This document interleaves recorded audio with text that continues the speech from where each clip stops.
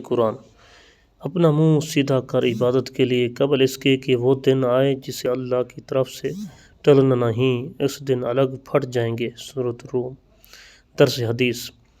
لوگوں پر ایک ایسا زمانہ آئے گا کہ ان میں اپنے دین پر صبر کرنے والا آدمی ایسا ہوگا جیسے ہاتھ میں چنگاری پکڑنے والا۔ رواہ ترمذی۔ آج کی اچھی بات۔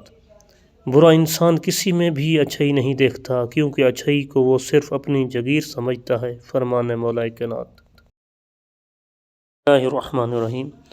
بھلا دیکھو تو اگر اللہ تبارک و تعالیٰ قیامت تک ہمیشہ دن رکھے تو اللہ کے سوا کون خدا ہے جو تمہیں رات لا دے جس میں آرام کرو؟